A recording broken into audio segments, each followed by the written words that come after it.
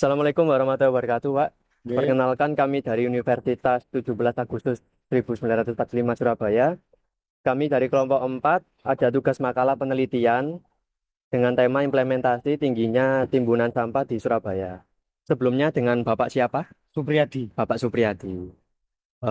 Untuk pertanyaan pertama, Pak, berapa rata-rata volume sampah yang berakhir di TPS perharinya? Perharinya 4 rit, Mas. 4 rit itu 4 truk, Kompektor. 4 kompektor. Rata-rata beratnya sekitar 8 ton. Berarti 8 ton kali 4, Pak, ya? Iya. Oke, untuk yang kedua, jenis sampah apa yang paling banyak masuk pada TPS ini? Sampah dapur. Sampah dapur. Sampah dapur. Saya di sini tanya berapa kapasitas ya yang dapat ditampung di TPS Batang ini? Mana yang terdekat, Mas? Mana yang Tidak terdekat? pandang wilayah. Oh, begitu. Kalau dulu khusus Kelurahan Baratajaya. Oh, Sekarang kan kalau TPS itu berkurang, Mas. oh, Ini TPS 2 jadi satu. Dulunya di apartemen Gunawangsa. ya, begitu. Digusur Mhm. ke sini Dari ke semua. sini. Ya. Untuk kurang lebih kapasitasnya berapa ton? Sekitar satu hari 32 ton. Satu hari 32 ton ya, Pak. Kan 4 rit, Mas. 4 4 rit. kompektor.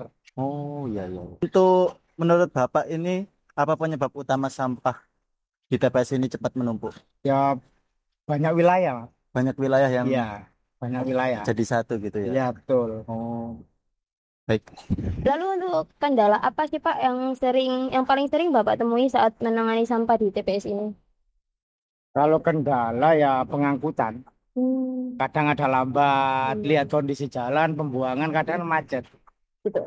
Kalau musim hujan karena kan banjir, jadi antri. Cuman itu toh kendala ya. Dari kejadian yang pernah itu apa faktor penyebab meluapnya sampah di TPS ini? Kompektor banyak yang rusak. Ya buat ngangkut sampai loh, nah kan namanya kompektor. Sekitar berapa ya Pak kalau boleh tahu Pak? Rusaknya kemarin 17.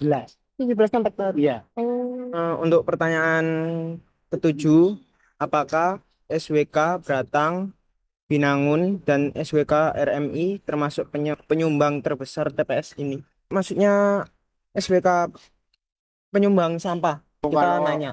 kalau SWK cuman sedikit sampahnya. Oh, Kalau ini maksudnya sampahnya toh, iya sampahnya. yang banyak udah ditampung, Mas. Oh, dari kampung. Dari Kampung kampung. sini atau Kelurahan Kertajaya. ya? Kan ikut Sukolilo toh. Oh, Ikut Sukolilo kan buah sini. Terus Nginden Jangkungan ya buang sini. ini jangkungan. Kalau wilayah Baratajaya mungkin sedikit lah. Kan wilayah Baratajaya kan ada 2 TPS. Dua TPS. Di TPS satu sebelah penampungan air Oh ya. ada satu. Itu Ya. kan ikut Baratajaya. Di sini mana yang terdekat, Mas? Oh, mana yang terdekat ya? Karena di sini itu banyak. Ya itu tadi 2 TPS jadi satu. Oh, dua TPS jadi satu. Digabung ya, makanya Iya, punya banyak. kan dulu kan sudah saya sampaikan tadi yang dibikin apartemen itu loh, Mas. TPS Gunawangsa, apartemen Gunawangsa sebelah PLN. Nah, dulu kan ada TPS. Iya, iya, iya. Kena gusur, pindah ke sini semua. Iya. Jadi satu di sini, Pak. Betul. Dan di sini banyaknya orang hampir 198. Oke. Pertanyaan berikutnya, apakah jumlah petugas kebersihan dirasa cukup untuk menangani sampah yang masuk setiap hari? Ya cukup, Cukup ya. cukup. Oke. Aslinya kalau pembuangan sampah itu nggak ada kendala. Di sini kalau masalah menumpuk, ya dari pengangkutan, Mas.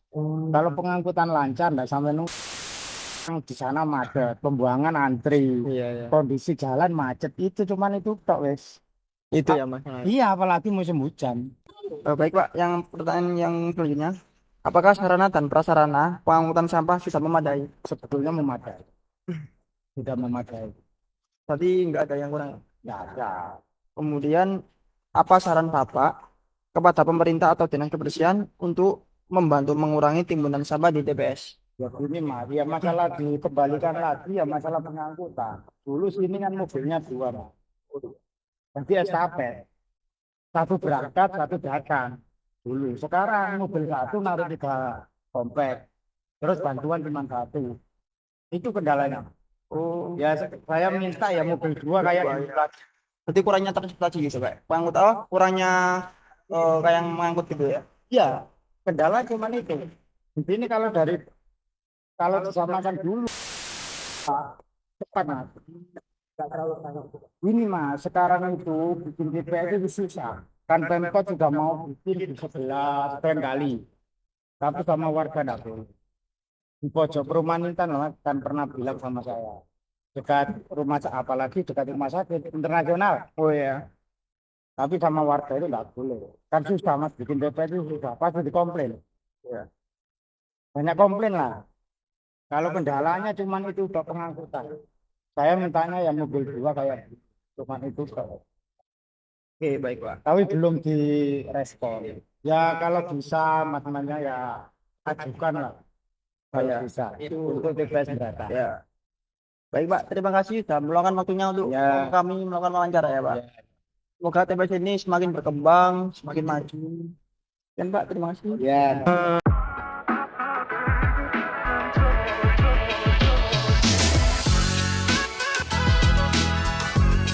Kami akan mempresentasikan hasil dari makalah kami dengan judul Implementasi Tingginya Timbunan Sampah di Kota Surabaya. Di sini saya akan menjelaskan poin-poin dari latar belakang, di antaranya seperti pengertian sanitasi, fakta sanitasi di Indonesia, kemudian fakta pengelolaan sampah di Indonesia dan Jawa Timur, kemudian realita timbunan sampah di Surabaya. Terus pada saat mengambil studi kasus ini, kemudian yang terakhir kami akan menjelaskan menyentuhkan ke pengamalan Pancasila sila kedua dan ketiga. Sanitasi adalah upaya menjaga kebersihan dan kesehatan lingkungan untuk mencegah penyakit melalui pengendalian faktor-faktor seperti air, tanah, udara, dan pengolahan sampah serta limbah. Tujuan utamanya adalah menciptakan kondisi lingkungan yang bersih dan sehat, sekaligus mencegah penyebaran penyakit yang dapat mengancam kesejahteraan manusia maupun ekosistem. Sanitasi yang buruk berdampak pada meningkatnya penyakit, kerusakan lingkungan, serta rendahnya kualitas hidup masyarakat. Kemudian, fakta sanitasi yang ada di Indonesia. Kondisi sanitasi menunjukkan meningkatnya ditandai dengan rata sanitasi layak yang mencapai 83,6% rumah tangga pada tahun 2024. Namun, pencapaian tersebut belum sepenuhnya merata. Masih terdapat kesenjangan antara daerah perkotaan dan juga pedesaan, serta masih lemahnya sistem pengolahan limbah dalam skala rumah tangga maupun daerah. Tantangan utama yang masih dihadapi adalah pengolahan sampah yang tidak efektif, minimalnya fasilitas pengolahan limbah, kurangnya kesehatan masyarakat, mudah membuang sampah pada tempatnya, serta rendahnya prinsip 3R seperti reduce, reuse, dan recycle. Kemudian, pemerintah bersama UNICEF telah mengupayakan program untuk mencapai akses sanitasi aman bagi semua masyarakat. Di sini saya akan menjelaskan tentang data sampah di Indonesia dan Jawa Timur. Berdasarkan data, timbunan sampah itu terbagi dari 335 kabupaten kota di Indonesia sebanyak 36 ton per tahun. 36 juta ton per tahun di Indonesia. Dan Jawa Timur sendiri itu menduduki peringkat pertama sebagai provinsi paling banyak timbunan sampah, yaitu sebesar 6,39 juta ton. Realita timbunan sampah di Surabaya. Berdasarkan data dari SPSM, di Surabaya itu termasuk 5 besar sebagai kabupaten kota penghasil sampah terbanyak di Indonesia. Dan sumber sampah di Surabaya itu kebanyakan adalah 70% adalah sampah rumah tangga. Dan kami mengambil lokasi penelitian kami yaitu di TPS Beratang yang dimana itu berdekatan dengan SWK Beratang Binangun. Kondisi tersebut menimbulkan keresahan dalam kelompok kami, khususnya terkait rendahnya kesadaran masyarakat dalam menjaga lingkungan. Penumpukan sampah yang berulang tidak hanya terjadi karena keterbatasan fasilitas, tapi juga akibat budaya membuang sampah sembarangan dalam kehidupan sehari-hari. Perilaku tersebut memperburuk kualitas lingkungan, mengganggu kesehatan, serta menurunkan kenyamanan warga dan wisatawan. Pancasila memiliki peran penting sebagai pedoman dalam membangun kesadaran lingkungan. Nilai-nilai Pancasila tidak hanya menjadi dasar ideologi negara, tetapi juga menjadi landasan moral dalam berperilaku, termasuk dalam menjaga kebersihan lingkungan. Sila kedua, kemanusiaan yang adil dan beradab, mengajarkan masyarakat untuk bertindak dengan adab dan bertanggung jawab terhadap sesama, termasuk dengan tidak mencemari lingkungan yang akan merugikan orang lain. Sila ketiga, persatuan Indonesia, menekankan pentingnya kerjasama seluruh elemen bangsa dalam menghadapi masalah lingkungan, bahwa sanitasi bukan hanya tugas pemerintah tetapi tanggung jawab bersama seluruh. Rumusan masalah yang kami ambil yaitu mengapa timbunan sampah di Surabaya masih tergolong tinggi. Manfaat penelitian ini adalah penelitian ini diharapkan dapat memberikan pemahaman yang lebih mendalam mengenai faktor-faktor yang menyebabkan tingginya timbunan sampah di Kota Surabaya serta hambatan yang dialami petugas kebersihan dalam menjalankan tugasnya. Hasil dari penelitian ini dapat menjadi masukan bagi pemerintah kota dalam merumuskan strategi dan kebijakan pengelolaan sampah yang lebih efektif, sekaligus membantu petugas kebersihan dalam memperoleh dukungan dan fasilitas kerja yang lebih memadai. Saya akan menjelaskan tentang teori sanitasi yang baik itu seperti apa. Yang pertama, tujuan. Sanitasi bertujuan menciptakan lingkungan yang bersih dan sehat, mencegah penyebaran penyakit, mengurangi resiko malnutrisi, meningkatkan kualitas air, serta menjaga kesehatan dan keselamatan masyarakat melalui pengelolaan limbah yang aman. Yang kedua, manfaat sanitasi. Sanitasi yang baik memberikan manfaat besar bagi kesehatan masyarakat dengan mencegah penyakit menular seperti diare dan infeksi kulit, mengurangi resiko malnutrisi terutama pada anak-anak, serta memulihkan sumber daya melalui pemanfaatan limbah tinja sebagai energi terbarukan dan nutrisi lingkungan. Yang ketiga, peran sanitasi. Sanitasi berperan penting dalam mendukung kesehatan lingkungan secara lebih luas, di mana program sanitasi masyarakat atau yang disebut sanimasi sebagaimana dilaporkan dalam jurnal perencanaan wilayah terbukti mampu memperbaiki sistem pengelolaan limbah cair dan meningkatkan kesadaran warga tentang pentingnya kebersihan lingkungan. Sanitasi juga memiliki beberapa jenis, diantaranya seperti sanitasi air, sanitasi pengolahan sampah, sanitasi makanan, kemudian sanitasi dasar, kemudian sanitasi lingkungan, sanitasi berbasis wadah, sanitasi berbasis masyarakat, dan lain sebagainya. Metode penelitian yang kami gunakan adalah metode deskriptif kualitatif. Subjek penelitian kami adalah Bapak Supriyadi selaku Kepala TPS yang berlokasi di TPS Beratang. Instrumen yang kami gunakan untuk penelitian data wawancara. Berdasarkan hasil wawancara dengan Bapak Supriyadi selaku penanggung jawab TPS Beratang, diketahui bahwa kapasitas tampungan sampah di TPS ini itu cukup besar. Dalam operasional sehari-hari, TPS Beratang menerima rata-rata 32 ton sampah per hari. Hal ini disampaikan oleh Bapak Supriyadi, per harinya itu 4 trip, 4 kompaktor, rata-rata beratnya 8 ton. Sebelumnya, TPS Beratang itu hanya menampung dari Kelurahan Baratajaya, tapi ini menampung sampah dari wilayah terdekat di mana saja tanpa membatasi wilayah. Bapak Supriyadi juga menjelaskan sampah itu diambil dari yang mana terdekat, nggak pada wilayah. Kalau dulu itu khusus Kelurahan Baratajaya, sekarang TPS itu kurang. Dulu tuh 2 TPS jadi 1, yang satunya itu di apartemen Gunawangsa digusur, jadi semua itu pindah ke TPS Beratang. Sampah yang paling banyak masuk di TPS Beratang ini adalah sampah rumah tangga, terutama dari dapur. Seperti yang dikatakan Bapak Supriyadi selaku narasumber kami, menunjukkan pola konsumsi dapur sebagai penyumbang utama dari segi wilayah. Sentra Wisata Kuliner Beratang Binangun RRI adalah penyumbang sedikit sampah, sedangkan yang lebih banyak datang dari kampung-kampung seperti Baratajaya dan Minden Jagongan. Volume sampah meningkat karena pembangunan ke TPS selama berada di Jakarta.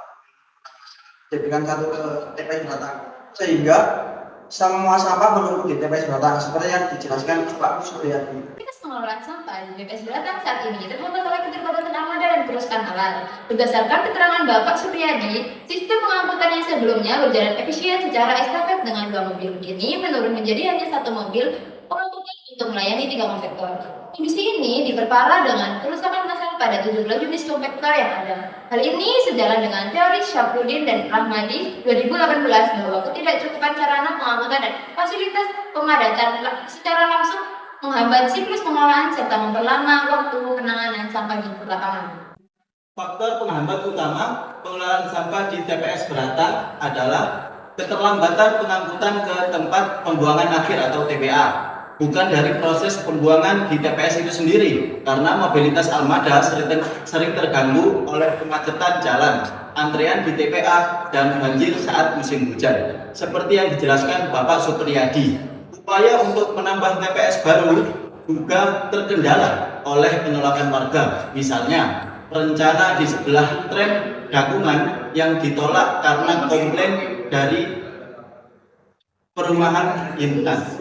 Jadi berdasarkan hasil wawancara dan data yang kita terima, kelompok kami menyimpulkan bahwa timbunan sampah di TPS Beratang yang mencapai rata-rata 32 ton per hari didominasi oleh limbah rumah tangga mengalami peningkatan beban signifikan akibat penggabungan dua wilayah layanan tanpa didukung prasarana yang memadai. Kondisi ini diperparah oleh kerusakan armada pendukung seperti kompaktor serta kendala eksternal dalam distribusi ke TPA, mulai dari kemacetan hingga faktor cuaca.